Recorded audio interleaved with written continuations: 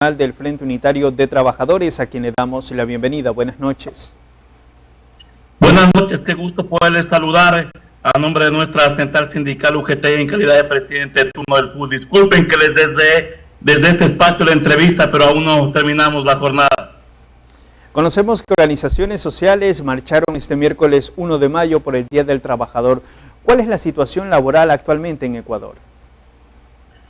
El día de hoy miles de trabajadores nos tomamos las principales calles de nuestro país, obviamente para conmemorar los 138 años de la masacre de los mártires de Chicago, de quienes entregaron la vida en 1886 por 8 horas de trabajo, 8 horas de descanso y 8 horas de ocio.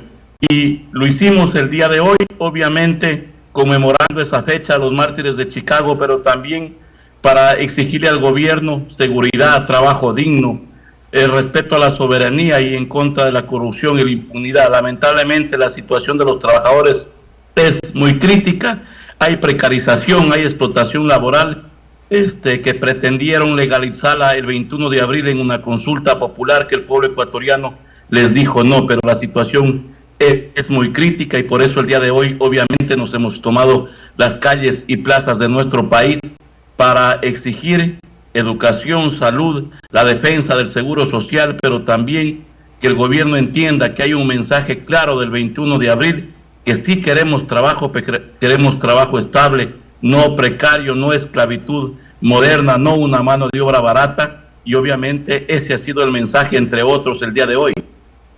El Día del Trabajador, muchos ecuatorianos lo recuerdan entre las sombras del desempleo. Entre enero y el 15 de abril de este año, hubo más de 270.000 actas de finiquito, según datos oficiales. ¿Cómo ve el accionar del gobierno ante este problema? Recordemos que el presidente Noboa ya ha dicho que ha generado miles de plazas de trabajo.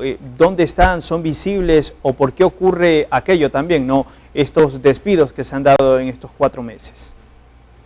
Lamentablemente el gobierno miente por cada diente, porque él ha entendido que generar empleo es despedir y contratar.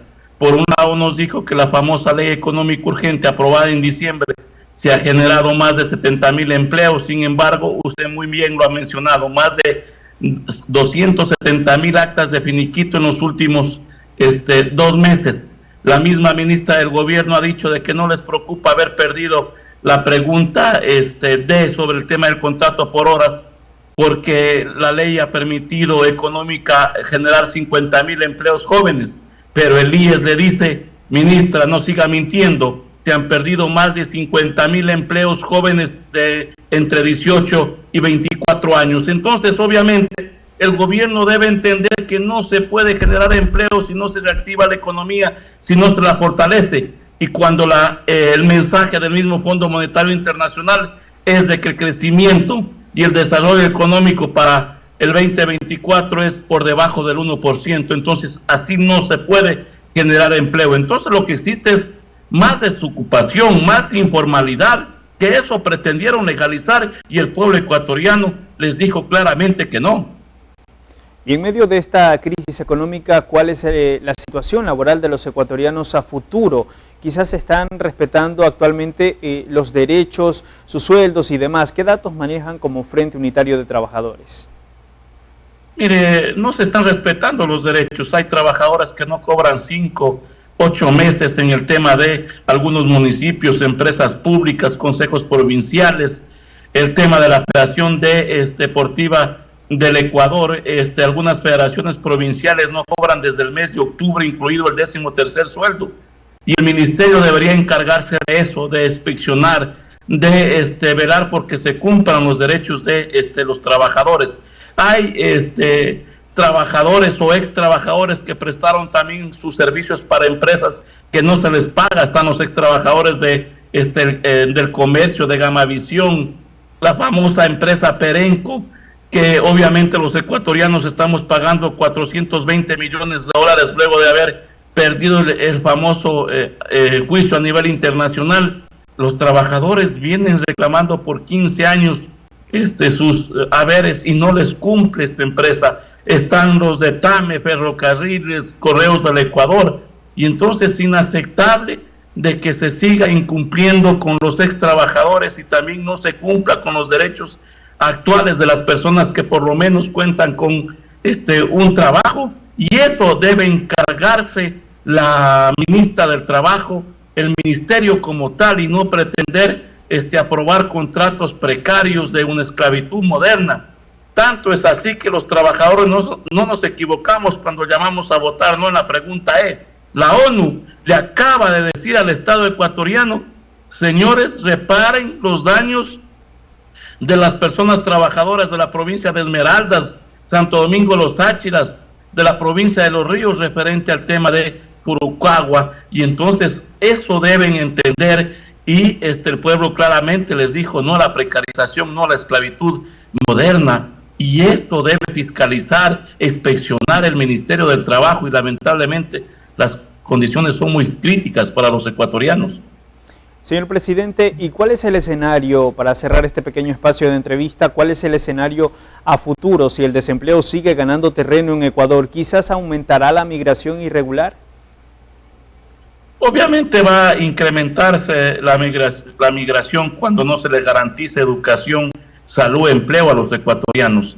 El gobierno habla de garantizar el derecho a la educación y al trabajo a los jóvenes. Sin embargo, se quedaron sin cupo en la universidad pública en el sector Sierra 250,000 jóvenes.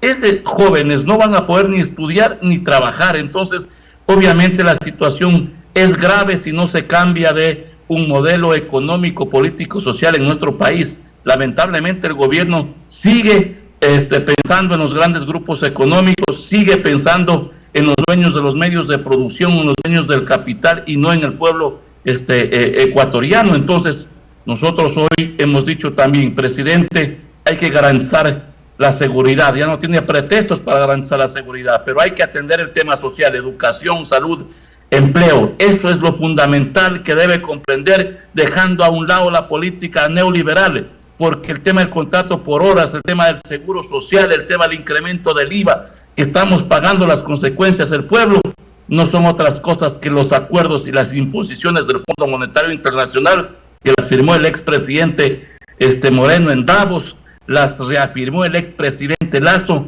y este gobierno las sigue manteniendo y sigue pagando en vez de atender al pueblo ecuatoriano, en vez de entregar recursos para educación y salud. Entonces, la situación es muy crítica, y mientras exista un gobierno con esta visión, la realidad de los ecuatorianos se va a agudizar. Perfecto, agradecemos su presencia en este espacio informativo para compartir importante información. Gracias, buenas noches. Muy amable, es José Villavicencio, presidente nacional del Frente Unitario de Trabajadores. Vamos a la pausa comercial, pero quédese que ya venimos con más.